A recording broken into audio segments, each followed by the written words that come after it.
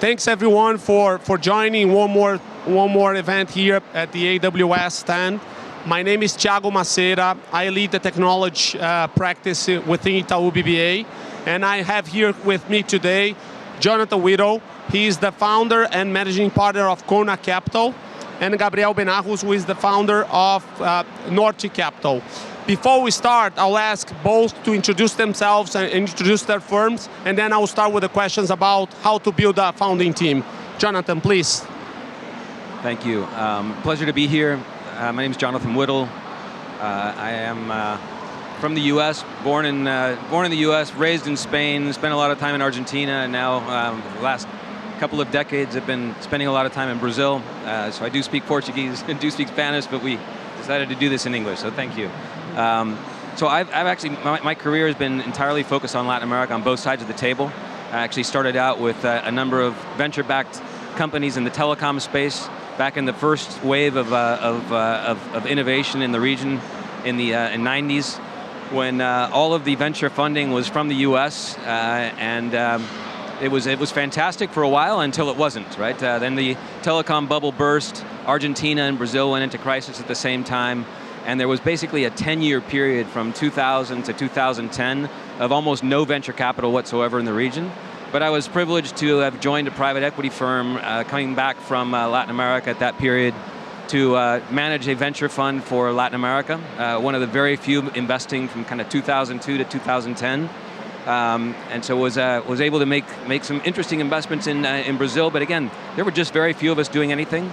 Then tried my hand at another entrepreneurial venture, launched a prepaid card company in Brazil called Acesso, was CEO of that company for 3 years, after which I decided I was better on the investment side and co-founded Quona, which is a venture fund focused on fintech, focused on emerging markets, and specifically companies that are expanding access to financial services for underserved consumers and small businesses. So we basically invest at the intersection of fintech and financial inclusion. Series A and seed. We're a truly global team investing across India, Southeast Asia, Africa, Middle East, and Latin America. I drive our Latin America strategy.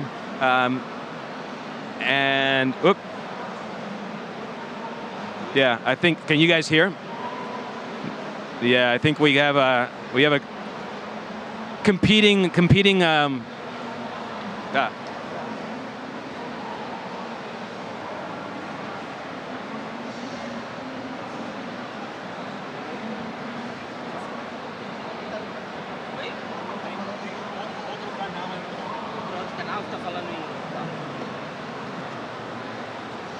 Só o seu, né? Vocês estão ouvindo ou não? Não, né? Agora estão ouvindo?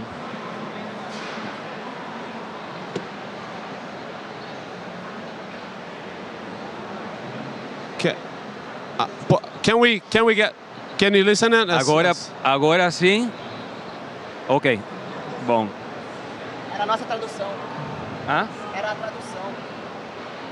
Era a tradução. Ok. All right. Anyway, so again, Kona Capital. Eu acho que mistura. You should get started. Yeah. So Kona Capital, again, we're now investing out of our third fund. Started in 2015, and a rich portfolio in Brazil. So it's a pleasure to be here with you. All right. So first of all, can you hear me? Yeah. All right. Sorry about the translation. So first of all, I just wanna thank Amazon and Web Summit for the invite. Very honored to be here speaking with John and Thiago. My name is Gabriel. I'm a founder. I started a company called Ingressi. Ingressi is today the largest ticketing platform in Latin America. We started about 9 years ago with the idea of creating technology to help people buying tickets in a better way and helping people find content about concerts and festivals, etc. We sold 1.2 billion in the last 12 months. We raised several rounds of capital. In the path of building the company, I started to invest in other companies. I did 3 or 4 small investments as an angel investors. I did Brex, Boozer, ID wall, and hashtags. They did very well. After those, I decided that I wanted to keep, I wanted to still be involved with investing, and I had been given a scholarship from Fundação Estudar, the Jorge Paulo Leman's NGO to help kids go to school abroad. I went to school in America, and as a way to give back to Fundação Estudar, I started a venture capital fund called Fundação Estudar Alumni Partners, which basically used the Fundação Estudar network to find great entrepreneurs, find great companies, and do investing in tech. I thought it was very aligned with Fundação Estudar mission, which is helping the country and leveraging its network of great people. After the fund was over, I started a fund called Norte. Norte is a fund that looks for early stage companies to invest. We do from 50 to 100K, and usually we like to be the first money into the company. We have a portfolio of about 100 companies. We are sector agnostic. We look for anything that we think can be really big, really disruptive, and with great teams. The team is actually here, sitting in the front row. If you guys are starting great companies, then need to talk to them. And yeah, happy to be here. So great. Thanks for the introductions. I think the name of the panel is Building Co-Founding Teams. So the very basic question is, what are the key characteristics you look for when you are investing on a founding team? Can you talk a little bit about what you look for on a founder, on a team that is founding a company? Maybe Jonathan? Yeah, when we're looking at a co-founding team, I'd say there are 3 C's. My father was a preacher, so I kind of think in threes, because that's what preachers do. But I would say complementarity, which is really complementary skill sets, complementary set of experiences that contribute to a richer whole. Second is compatibility, and by compatibility I mean that not everyone that has complementary skill sets actually is going to have the kind of compatibility that you require when you're talking about essentially a relationship with whom you're going to spend more time than your family, particularly in the early years. So you better damn well actually get along and be compatible, and we can talk more about what compatibility actually means, but that's something that we really look for. And then third is commitment, and you want equal commitment across the entire founding team. Sometimes you do find people with different life situations, different stage of life, where that commitment is actually not the same. But those are some of the elements that I would be looking for. Again, is that complementarity, the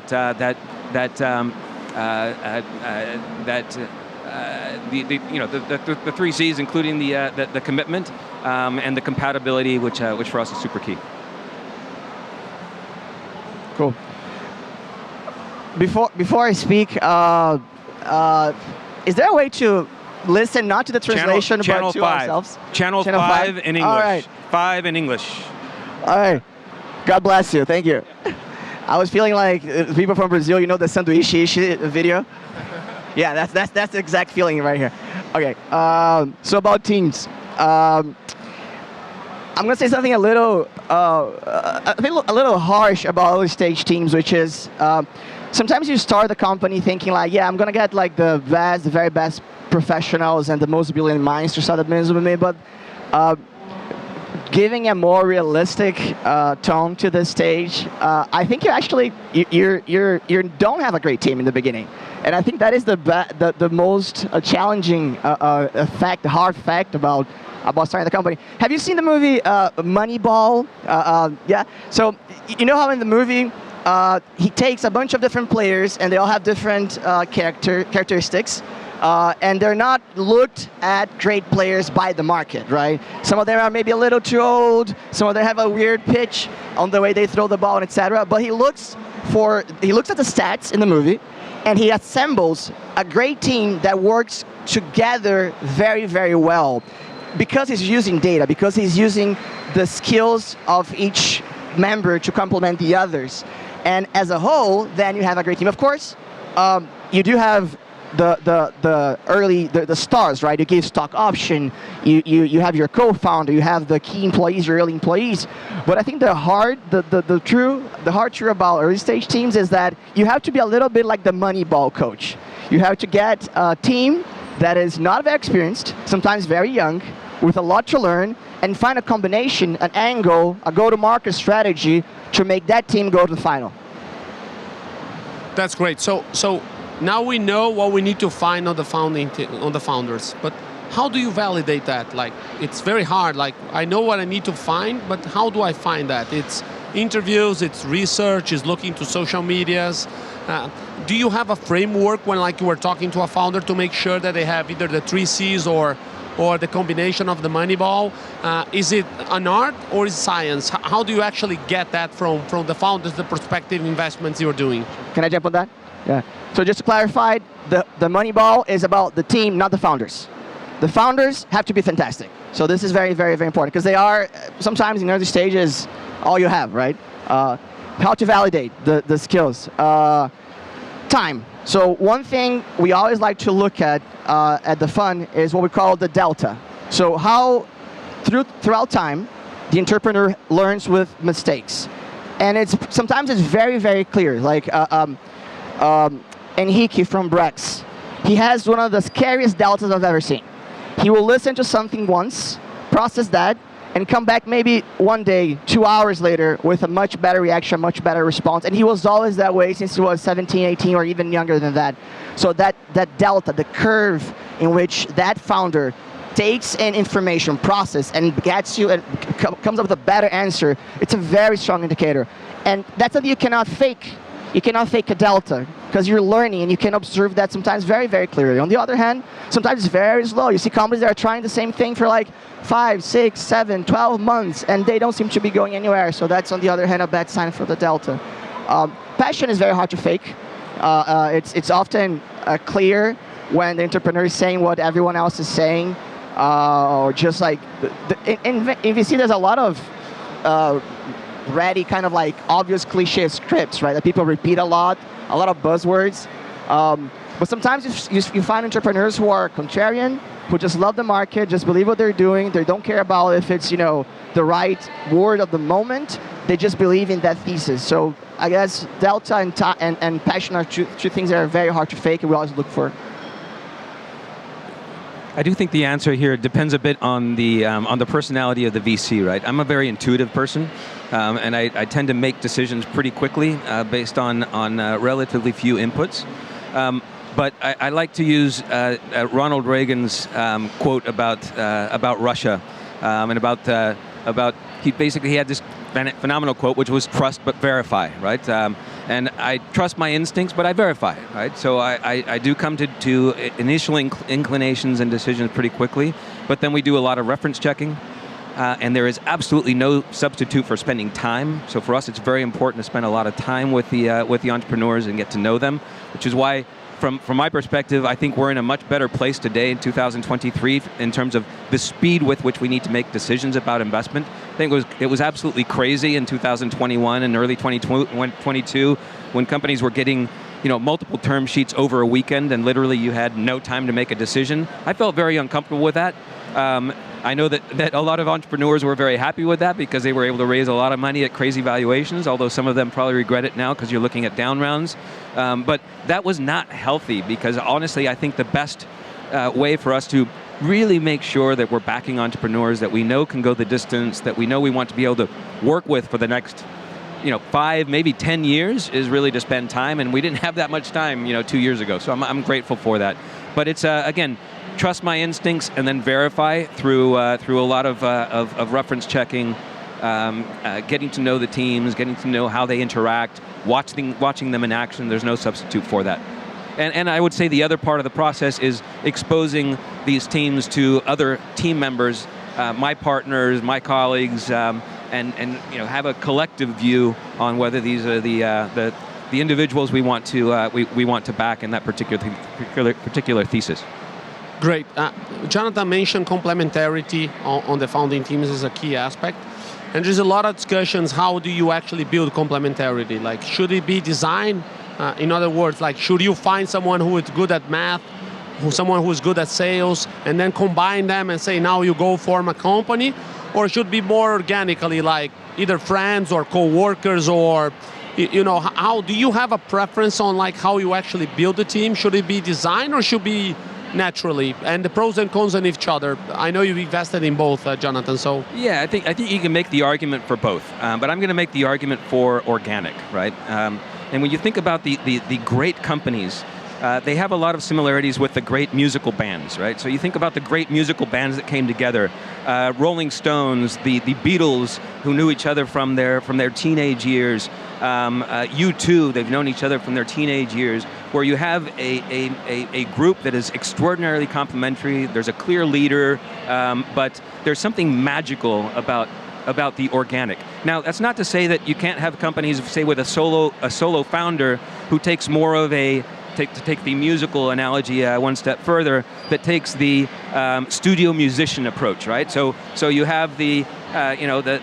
solo founder who then goes out and chooses the studio musicians who are best at CFO, CTO, etc. That works as well, but I think the magic comes from the organic. And you think of some of the great companies in over the last 50 years, right? Microsoft, Paul Allen and Bill Gates, Apple, Steve Wozniak and Steve Jobs. You think about Brex. That's pretty amazing. But those more organic founding teams that have known each other for a while, that have come together to create, again, something magical. Is where I would have my inclination. But again, as you say, we back both. But I do think the magic really comes from those organic kind of teams. Yeah, I love the band comparison, by the way. I would also make an argument for organic, although we do back both.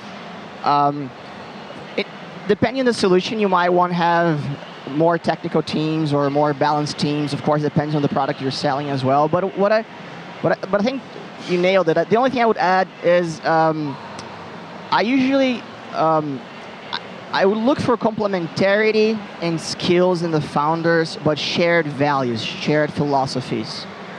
So you should be looking on the long run, on the long term, you should be cherishing the same things, right? Maybe your love, your family, maybe you're passionate about some problem, maybe you have a philosophy, which is sometimes not even clear to you, especially if you're young, but that attracts you to each other. Inherently, you get attracted to people's beliefs.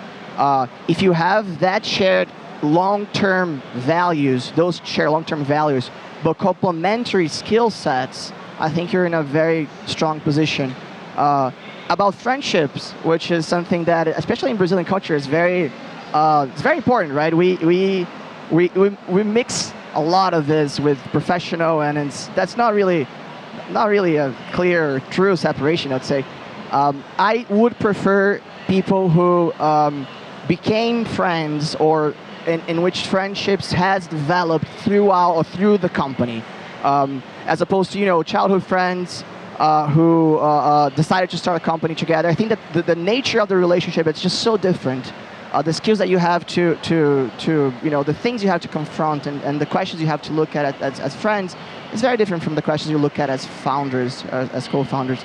So I think that if you happen to, of course, things can go very wrong or very right in either way, but if you're good friends and you decide to start a company, maybe that'd be the end of your friendship, or maybe you're going to become friends for life, and that will be the consolidation of that relationship, which was what happened with Pedro and Henrique, for example.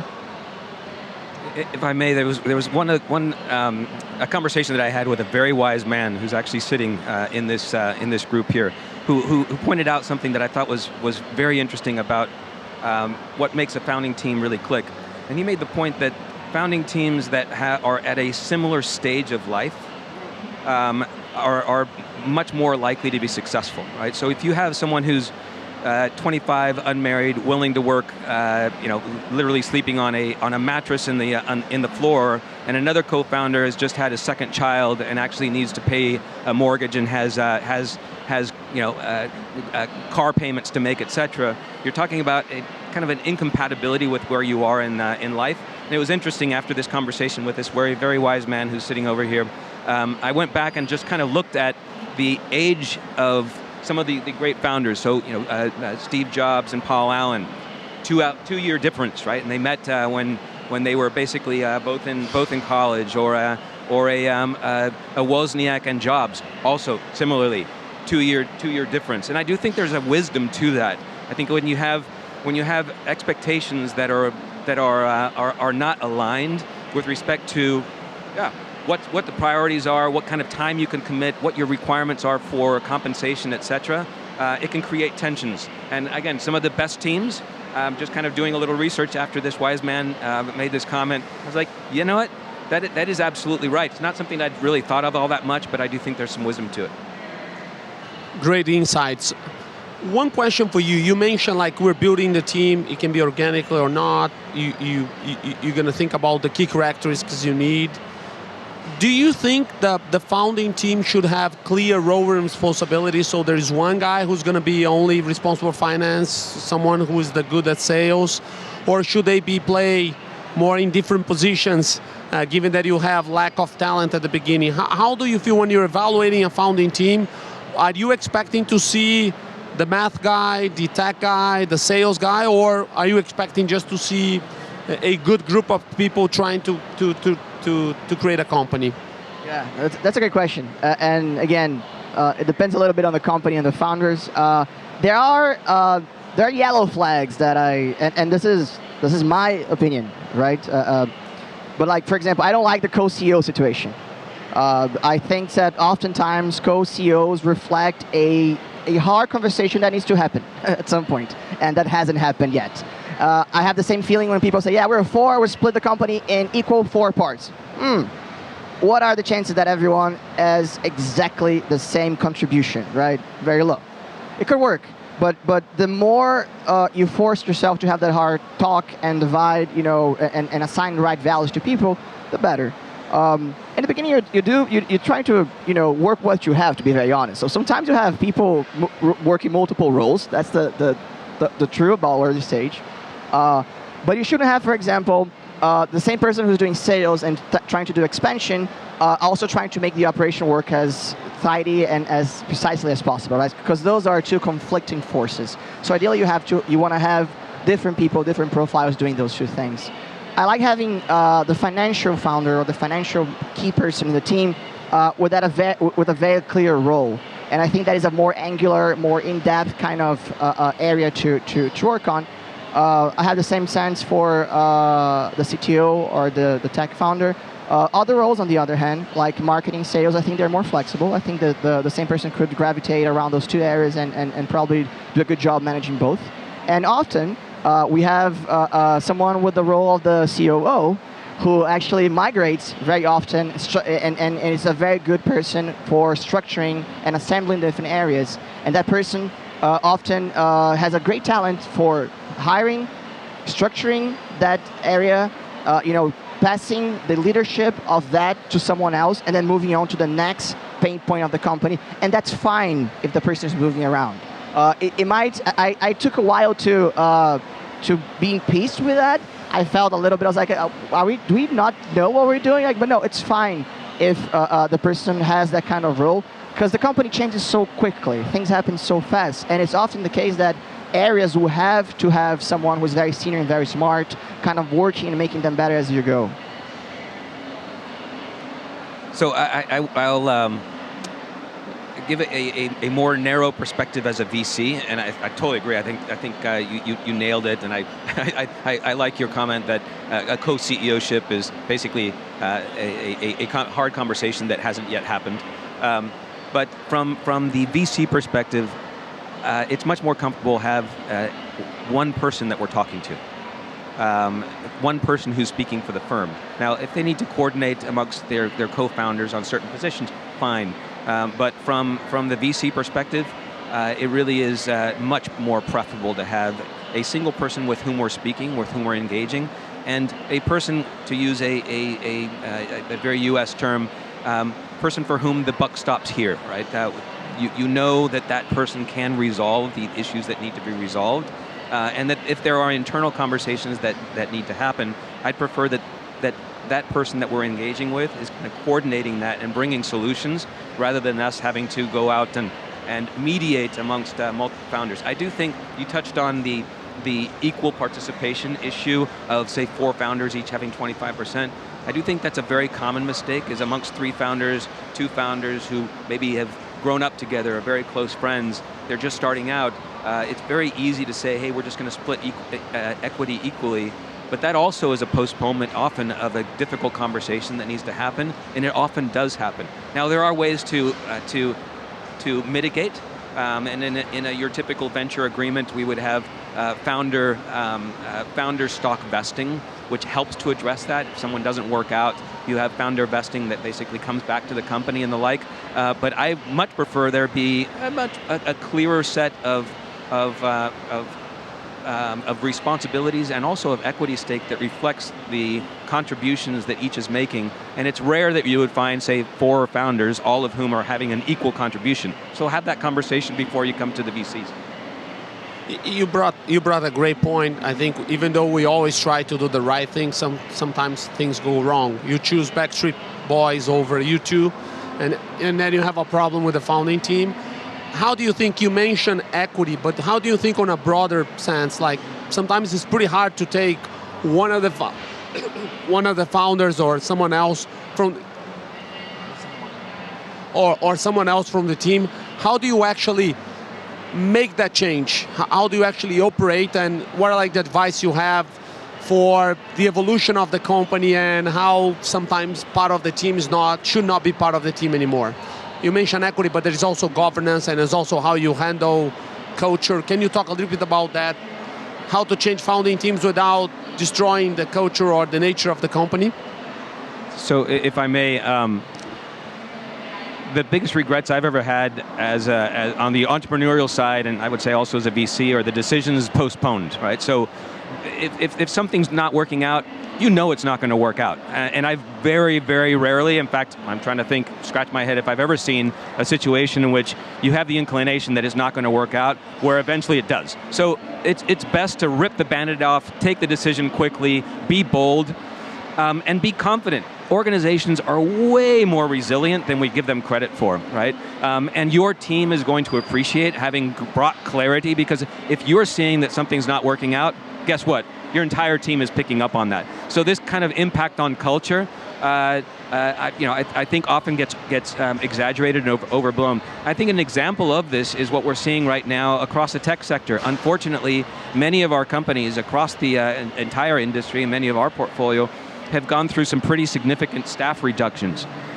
And there was a lot of concern as we were initiating these staff reductions about the impact on culture. Obviously, these have been very stressful times, and it's difficult, and it's not something anyone wants to go through. But I would say, in most of our portfolio, coming out of this, the management teams have come back to the board and said, "Wow, we actually have a much more focused, much more engaged, much more productive team, doing a lot more with less. Maybe we should have done this earlier." I mentioned that just to say that organizations are way more, resilient and capable of making adjustments, even to senior people leaving, than we give them credit to. But the big regret is actually the decision not made, not the decisions made. We mentioned vesting schedule, right? I think vesting is one of the single most brilliant ideas that the VC industry has introduced into business. So there's a lot of there's many good practices that we entrepreneurs learn to adopt. Not because we want to adopt them, but because the funds teach us that they're a good idea for the company. So a big part of the value, I think, that the industry has brought to companies is bringing all those good practices. The governance, the way to make decisions, the vesting schedule. Investing is a great way to, with time, it allows you to redistribute and fix things, recalibrate with time, and maybe it gives you a little more room to have those conversations you might not be ready to have yet. They're coming, but if you didn't have that feature, if you didn't have that instrument, you'll be in a very, very tough position. I agree, companies are more resilient than we think, especially as a founder. It's very, very hard to move things around, especially because you spent so much time building that team, and it's very hard to imagine things being otherwise. With Ingrassi, we had to reduce 75% of the company with COVID, right? We're a ticketing company, right? Remember? So no events for a year and a half. We had to go. We had to learn how to survive and operate in a very, very different way. And the company came out much stronger, much more efficient. Very painful, but very valuable as an exercise. And do you think, you brought something, I want to follow up on this, do you think investors from the outside should be very proactive on that intervention, I'll call it, like force the change? Or they should, because you organize that, you tell we have the rules, but it's hard to enforce. And there's like a lot of discussions, like when it's time for you to call and say, hey, that's enough, you're out, you're in, let's change everything. How do you learn, and this is probably by experience, how do you manage that and the relationship with the founding team? Because sometimes you do that, but some of the founders stay within the company, and how does you keep the relationship on a good level? Yeah, so for early stage, no. I think that our role, if it's very early, should be helping the founders get into a good agreement, sorting things out, not interfering, saying like, oh, you go, you stay, you're better, he's not as good as you. Especially because the company has to, you're not going to be running the company. So you have to, your intervention has to be such that you don't need to maintain, you don't need to be still working or managing that situation. So you're more of a coach, I think, when if it's early stage, right? When the founder asks you, so that's an interesting point. If someone says like, look, can you please like join the conversation? Can you help me mediate this? Can I research, can I use some talking points with you? And I think that's very valuable, actually. One of the most valuable things that I got out of my investors were just them being sounding boards to me. And often I would like just say it out loud and come out with the answer. Like, okay, I think I know what I have to do. I had this angel who was a great influence mentor to me, who once told me that I was great at listening to him, throwing half of it away, and taking what I thought was interesting and applying to the company. I was like, okay, that sounds right. Like the founder should be the filter of your advice, not the other way around. Of course, if it's late stage, then there's a whole different philosophy. If it's private equity, then it's much more hands-on. But in short, for early stage, I would be more hands-off. Yeah, if the VCs or the board have to intervene, you're really at a crisis point. But it is interesting to note that there's a sharp difference between the sheer volume of interventions in Latin America and the US. There's a cultural matter there. In the US, there are a hell of a lot more interventions and changing of CEOs than in Latin America, where I think the approach tends to be more consensual, for better or for worse, right? So I'm not making a value judgment here. It's just a fact. There's very little of that intervention across the industry in Latin America. In the U.S., it's more common. However, it is notable that some 73% of companies that had billion-dollar outcomes, whether IPO or sale, actually had the original CEO as CEO. Not in all cases, but you want to continue to back your CEO to the extent possible. And again, I really do agree with you. Let the team kind of sort it out and provide advice and support to them, but only intervene when it's absolutely the last alternative. And that's one thing that I do appreciate about the Latin American venture culture, is that I think we're more careful about quick press of the trigger on firing a CEO. I was just reading about one of the top firms in Southern California, I won't name the name, whose CEO has now gotten a reputation for being pretty aggressive in whose founder has gotten has developed a reputation for being aggressive with CEOs. Of 19 companies that he's been on the board of recently, 13 had CEO replacements, and that for me was a striking figure. I think if you see that from a VC, you should probably flee.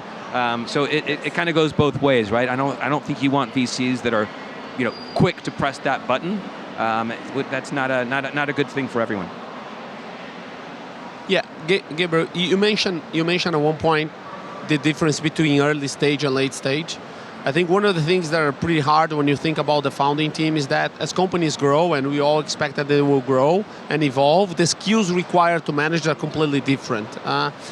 When you're evaluating a founding team, do you want someone who can actually take the company through the journey, or you're just concerned with someone who can take it off and then you decide what we're going to do next? How do you actually think about the skills you require to to the journey and not only for the early stage company. Yeah, that's a great point. It's very, the question, like sometimes people say, oh, what's the best COO for company X? And that is an incomplete question, right? The question is, what's the best CEO for company X in year Y, right? So that changes.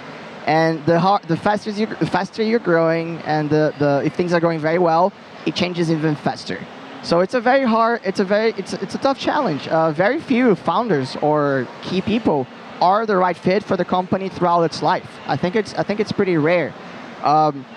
It would be great to find that person early on, and that'll be ideal, I think, because I really believe in long-term relationships between investors and founders.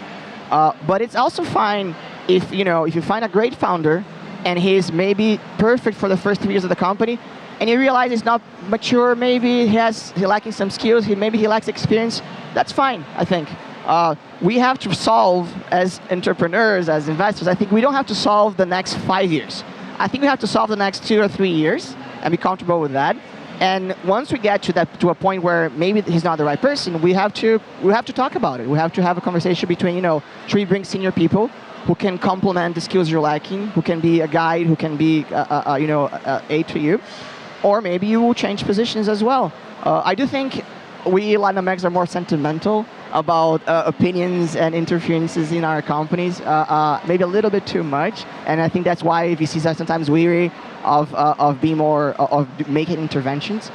It's also why sometimes we grow slower, because sometimes making those changes are exactly what we need to make the company take the next step. So my perspective here maybe is a bit more narrow. I want to back CEOs or founding teams that I know can take it at least through the growth stage, because you're going to be raising capital on a fairly constant basis until you get to an exit or an IPO. And I don't want to back someone that I don't think is capable of taking the company through a Series C or a Series D. So there I think we want to really assess the capability of the CEO of at least going a significant part of the distance. Where I think there's a significant divide is at the IPO stage. Many CEOs are not ready for IPO, but I don't think we want to be switching horses or even running significant risk of switching horses or backing someone that we know is not going to be capable of engaging with investors for the B, C, and D rounds. Life is too short. There are plenty of other opportunities. We'd rather back CEOs and founding teams that we know can take it through that growth stage. IPO, we'll see, but that would be my preference rather than someone that can say take it 3 years, which maybe the first round plus another. I kind of want to think about at least 3 or 4 rounds down the road, and know that they have the capability, obviously, with support, with coaching, with learning on the job, to be able to take it that distance. Yeah, I think we have 5 more minutes here. One important question for a lot of people trying to be entrepreneurs: does the professional history impact someone's ability to be a good founder? I, for example, work in a bank for the last 20 years, multinational. Do I have a chance? Do I have to have an experience which is entrepreneurial by nature? That's the first one. The second one, we always hear that it's good to find a founder who had a failure previous in the career. How many failures are good enough? How many are just too much when you think about entrepreneurs trying to get the company right? Yeah, I think what the beauty of entrepreneurship is that it appeals to, and you find success in so many different flavors, stripes, and colors, right? There's a myth right now. There's a myth of the founding team, being in their young 20s, there's obviously plenty of examples of amazing companies that have been started by folks that are still in college. Mark Zuckerberg, Bill Gates, Michael Dell, etc. But the reality is most founders are in their 40s. The average age is actually early 40s, and many very successful founders are even into their 50s. And come from a variety of backgrounds, corporate backgrounds, having worked in startups, and we in our portfolio have a wide variety of backgrounds. I do think that there's been an important embracing of the ecosystem in Latin America, of this idea that actually having had some failure along the way is a positive, embracing that and learning from it. I do think there's a yellow flag if you've had too many of those, so there's obviously a limit to it. But I think we certainly don't rule anyone out because their CV has 25 years of corporate background. One of the more recent investments we made is actually a guy who spent his entire career, almost 30 years as a banker, is now in his early 50s and has launched a company. Super excited about it. So very clear example.